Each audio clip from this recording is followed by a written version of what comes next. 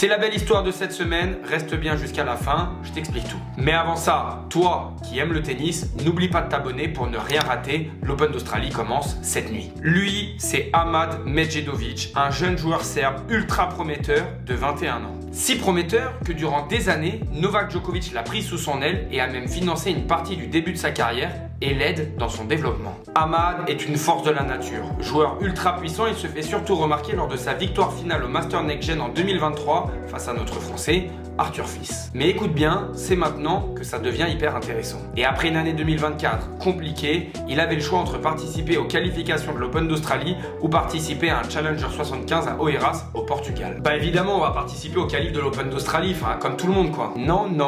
Medjedovic, qui aurait même été tête de série dans ses qualifications de l'Open d'Australie, refuse de s'y rendre et préfère participer au Challenger au Portugal. Il fait une croix sur le très gros prize money que peuvent offrir les qualifications d'un grand chelem et une croix sur un potentiel très beau parcours dans le tableau principal. Bref, surprenant comme ça. Mais après, je suis allé vérifier pour vous ses précédents parcours dans les qualifications de grand chelem et en fait, ça s'entend. 3 participations dans des grands chelems, une fois éliminé au premier tour, 2 fois au second tour des qualifications, bref, un peu chaotique. Mais on lui a demandé et voilà comment il justifie son choix de partir au Portugal. Pour l'instant, je préfère les points ATP que l'argent, on veut vite rentrer dans le top 100. J'adore la réflexion. Tu sais que tous tes adversaires sont en Australie et tu vas jouer un challenger bien plus faible que d'habitude. Mais encore faut-il performer dans ce challenger. Un choix franchement couillu et qui aurait pu tourner à la catastrophe quand en premier tour de ce challenger, il est mené 1-7-0 et un break dans la deuxième manche. Mais évidemment, si je fais cette vidéo, vous vous en doutez, il a remporté ce match et vient même aujourd'hui de remporter